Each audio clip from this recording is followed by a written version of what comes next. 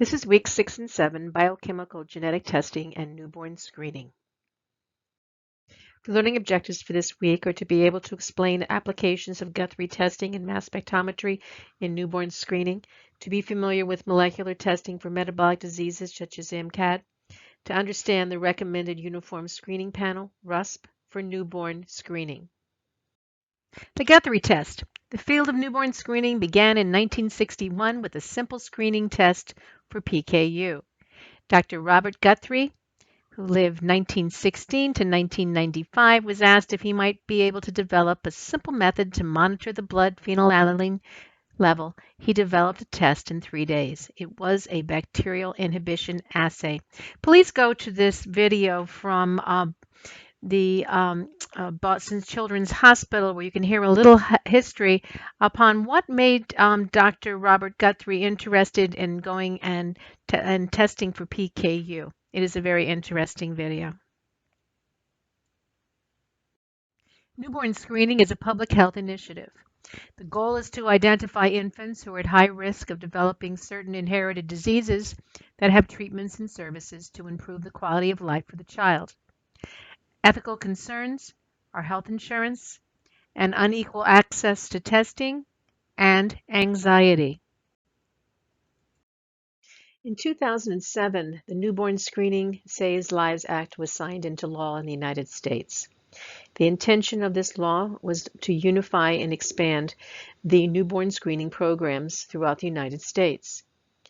The programs are overseen by the CDC, with at least 29 conditions screened in all states and more than 50 in others.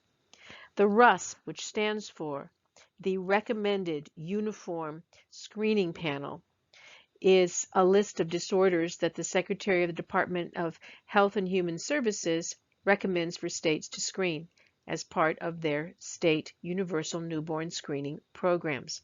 I'm currently on the advisory committee for the state of Connecticut's newborn screening. If you go to this website, you can see what conditions are part of the RUSP. It is important that you remember this term RUSP for the Recommended Uniform Screening Panel, because it will come up when you're on prenatal. Most states screen for the majority of the disorders on RUSP. Newer conditions are still in the process of adoption, and some states also screen for additional disorders. It's going to be dependent upon the makeup of the individuals who live in those specific areas. You can lobby to include a disorder that's not screened for at the current time. Although states ultimately determine what disorders their newborn screening program will screen for, the RUSP establishes a standardized list of disorders that have been supported by the Advisory Committee on Heritable Disorders in Newborns and Children and recommended by the Secretary of HHS. Please go to this link for newborn screening by state, so that when you're doing your clinical and you're doing your prenatal and your newborn, that you understand what is actually being tested for in the newborn screening panel and the specific state that you are in. And remember that it is something that is fluid and it can change. I actually have a meeting in October to go over some new conditions that the state of Connecticut is looking at bringing in to add to our current panel. By law, which varies from state to state, all newborns are tested for many rare but serious conditions. Now, the babies may look perfectly healthy at birth. However, if they're not treated, conditions can cause mental retardation, slow growth, or even death. With treatment, problems may be prevented. There's a wide variety of pathophysiological mechanisms that underlie inborn errors of metabolism, including defects in enzymes and coenzymes. It's very important to identify these children at risk because they may require lifelong care. The specific criteria for screening for a particular disorder includes the disorder must be shown to produce irreversible damage if untreated early in life. Treatment prevents the damage, but only if begun in the newborn period when the infant is asymptomatic. The natural history of the disease is known. A suitable screening test is available, and facilities for diagnosis and treatment are available. We've come a long way in newborn screening tests, and recently a new approach to newborn screening has been developed that uses mass spectrometry to detect abnormal levels of metabolites. And a few drops of blood are taken from the baby's feet, and this blood must be drawn after the baby is 24 hours old and before leaving the hospital.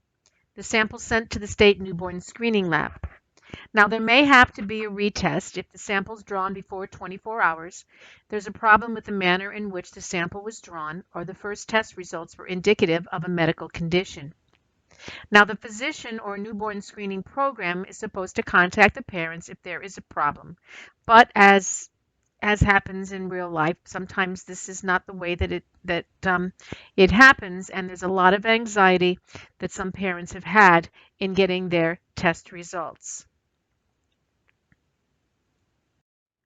This slide is showing you spots of blood on filter paper that's on a card that's to be sent to a state laboratory. This slide is showing you the process of tandem mass spectrometry. The blood samples are obtained from a standard newborn screening filter paper.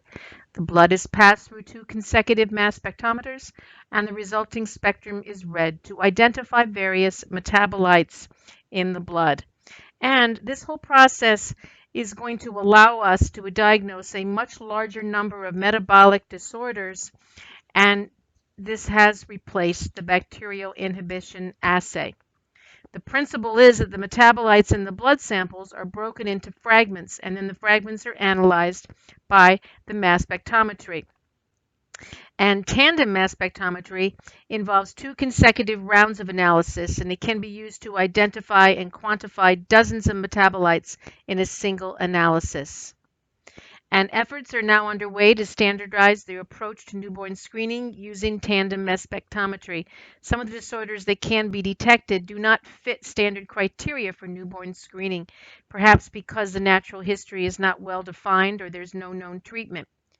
There are, however, current efforts that are focusing on a subset of disorders that are appropriate to include on a screening panel, with the hope that a similar set of tests will be accepted as the standard across the regions of the United States and a broad change.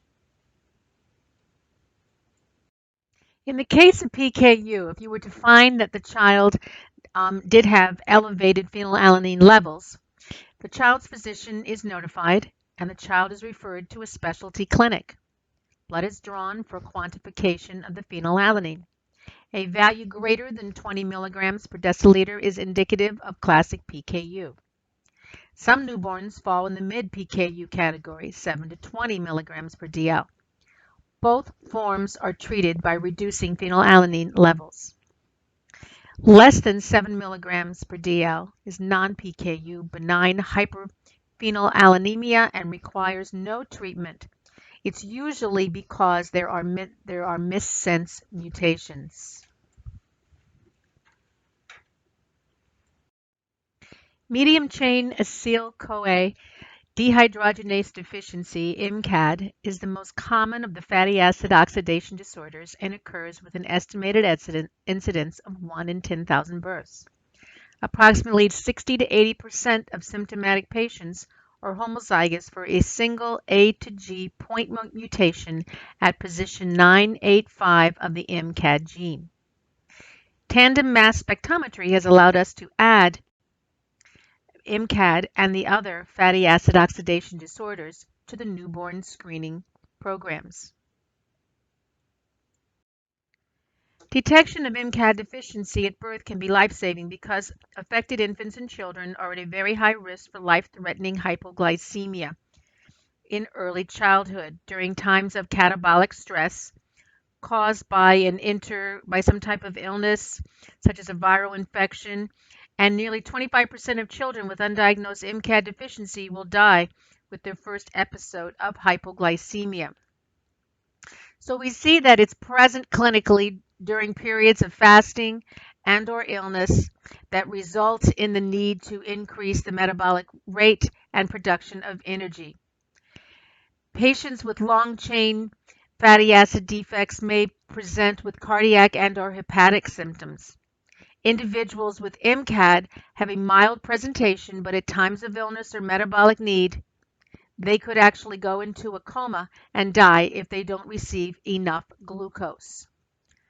Homozygotes for the A985G mutation associated with an increased incidence of sudden infant death. The ability to tolerate fasting improves with age and growth, so that episodes of hypoglycemia requiring glucose therapy decrease as a child gets older, but there still is this need to avoid fasting and the need to consume additional glucose calories during periods of illness and in stress. And I'd like you to go to this video of a little girl who was born with MCAD, and it will bring a smile to your face because you can see that had this child not known about having this disorder, she may not have lived.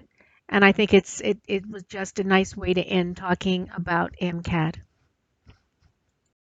This slide of a mitochondria is showing mitochondrial fatty acid oxidation and the fact that it plays a critical role in hepatic synthesis of ATP and ketones. A block in the medium-chained acyl-CoA dehydrogenase MCAD enzyme activity results in accumulation of medium-chain fatty acids esterified to coenzyme A and an impairment in energy production and ketone body formation.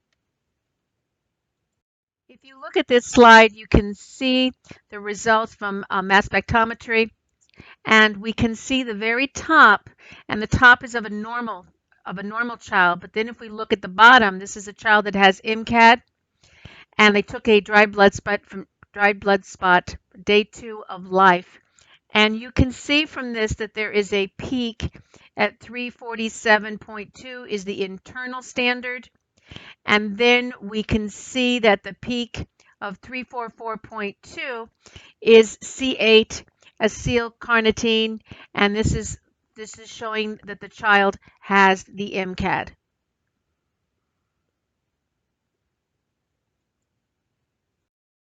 Please go to the assignments and complete.